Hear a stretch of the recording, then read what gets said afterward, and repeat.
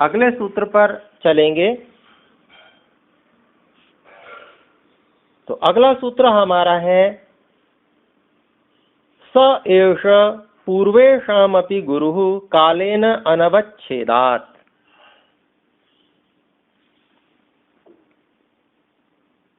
छब्बीसवां सूत्र है ये। तो जो थोड़ा बहुत वर्णन कर पाए ऋषि लोग भी कहते हैं भाई हमारी भी वाणी का सामर्थ्य इतना नहीं है कि हम वर्णन पूरा कर पाए ईश्वर का।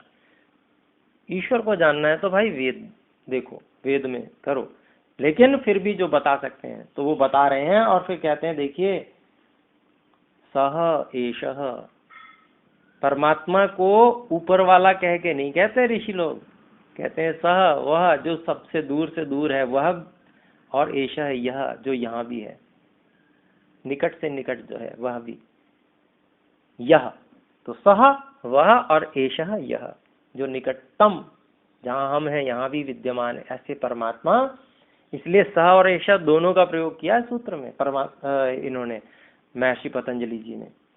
स एषः पूर्वेषामपि गुरुः, पूर्व में जितने गुरु हुए हैं उनके भी गुरु हैं ये। कालेन अनवच्छेदात्, काल के द्वारा मृत्यु को प्राप्त न होने से। तो ईश्वर काल के द्वारा मृत्यु को प्राप्त नहीं होते, पुरुष विशेष काल के द्वारा मृत्यु को प्राप्त नहीं होते, पर जो दूसरे गुरु हैं वो सब काल के द्वारा मृत्यु को प्राप्त हो जाते हैं। तो यही भेद है, परम गुरु और सामान्य गुरु में यही तो भेद है। और सामान्य गुरु भी जो कुछ भी कह रहे बता रहे होते हैं वो अपनी शक्ति से थोड़े ही बता रहे होते हैं। शरीर में प्राण को धारण करने वाले परमात्मा, शरीर के अन्नमय कोश को धारण करने वाले परमात्मा, वाणी को बोलने के लिए प्रति क्षण क्षण में शक्ति देने वाले परमात्मा, मन में सत्य को उत्पन्न करने वाले, सत्य बताने के लिए प्रेरित करने वाले, शक्ति देने वाले परमात्मा, सब कुछ तो परम गुरु कर रहे हैं। ये गुरु क्या कर रहा है? ये गुरु कुछ भी नहीं कर रहा। तो इसलिए ईश्वर को ही सब कुछ समझना। वो जो सत्य बताने वाला है वो मान लीजिए वाणी से ईश्वर की दी हुई शक्ति से बता भी रहा है, तो जो जो सत्य है उसको ईश्वर की, परम गुरु की ही बात समझना। और जो जो असत्य हो उसको ऐसा समझ लेना कि एक व्यक्ति की अल्पज्ञता के कारण से कुछ गलत मान्यताएं रह जाती हैं, उसके कारण से वो बोल रहा है। तो ऐसा समझना चाहिए। तो इसलिए सर्वाधिक महत्व तो परमात्मा ईश्वर को, परम गुरु को ही देना चाहिए। यह बात ये महर्षि पतंजलि और महर्षि व्यास जी दोनों मिलकर इस बात को बता रहे हैं। और आजकल क्या गलत बात प्रचलित हो रही है कि गुरु गोविंद दो खड़े काके लागू पाए, और बलिहारी गुरु आपने गोविंद दियो बताएं। तो वहां पर अर्थ इसका ये करते हैं कि भाई जो शरीरधारी जो गुरु है ना वो ज्यादा महत्वपूर्ण है। तो ये गलत मान्यता है। ऋषियों की मान्यता इससे ठीक विपरीत है। सामर्थ्य ही क्या है व्यक्ति की? कोई सामर्थ्य नहीं है बिल्कुल, चाहे कितना ही बड़ा गुरु क्यों ना हो। तो सब कुछ परमात्मा की ही सामर्थ्य से जो कुछ भी कर पा रहा है सो कर रहा है। जो कुछ ज्ञान है, जो भी उत्तम ज्ञान है, तत्व ज्ञान है, वास्तविकता है, वो सब परमात्मा की ही है। ऐसा ही समझना चाहिए। और ईश्वर से अधिक महत्वपूर्ण न कभी कोई था, न है और न कभी हो सकता है। तीन काल में नहीं हो सकता। तो इसलिए इस बात को हमेशा समझना और यथा योग्य व्यवहार करना ये हमारे लिए बहुत आवश्यक है। देखिए भाष्य में भी महर्षि व्यास जी कहते हैं, पहले जितने भी गुरु हुए हैं, अब हैं या हुए हैं पहले, ये सब काल के द्वारा मार दिए जाते हैं।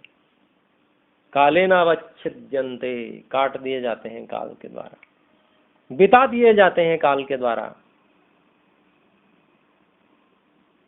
और फिर कहते हैं, देखिए जहां पर काटने के लिए, जहां पर बिता देने के लिए काल प्रवृत्त ही नहीं हो पाता है, वही यह वह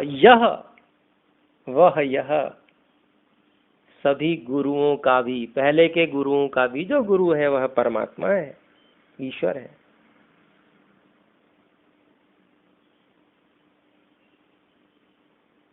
तो जैसे इस सृष्टि के आरंभ में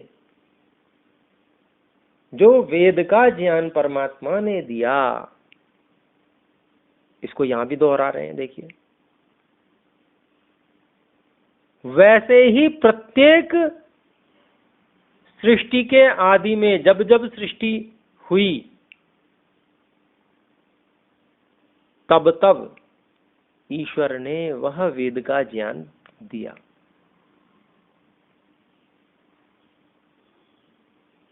यथास्य सर्गस्य आदौ प्रकर्षगत्या सिद्धः तथा अतिक्रांत सर्गेषु अपि प्रत्येतव्य। महर्षि व्यास कह रहे हैं, जैसे इस सर्ग के आदि में परमात्मा ने वेद का ज्ञान दिया है, वैसे हर सर्ग में ईश्वर वेद का ज्ञान देते हैं। और अपने लोगों को भी ये समझना चाहिए, जो ईश्वरीय ज्ञान है, जो साक्षात मिलने वाला है, वो सृष्टि के आदि में ही होना चाहिए। अगर सृष्टि के बीच में कोई कहता है कि अब दिया परमात्मा ने ज्ञान, तो पहले जो मनुष्य उत्पन्न हुए उन सबके प्रति तो अन्याय हो जाएगा। और सृष्टि में लोग कहते कि जमाना बदल गया। जमाना बदल गया आपके लिए, ना सूर्य बदला, ना हवा बदली, ना पानी बदला, कुछ भी, ना आकाश बदला, कुछ भी तो नहीं बदला है। ये सब कुछ 3 काल में एक जैसा रहने वाला है। इसका विज्ञान भी 3 काल में एक जैसा रहने वाला है। इसमें कोई परिवर्तन होने वाला नहीं ईश्वर की सृष्टि में। ये ज्यों के त्यों है। हमने थोड़े बहुत मन बदल लिए तो इससे जमाना बदल गया क्या? कुछ नहीं बदलता। सब कुछ 3 काल में एक जैसा रहता है। इसलिए इस बात को समझना चाहिए। हम जरा से तुच्छ बुद्धि के लोग, कुछ लोग मिलके यूं कह रहे हैं कि जमाना बदल गया। ये सृष्टि इतनी बड़ी है, इतनी बड़ी है कि हम क्या हैं?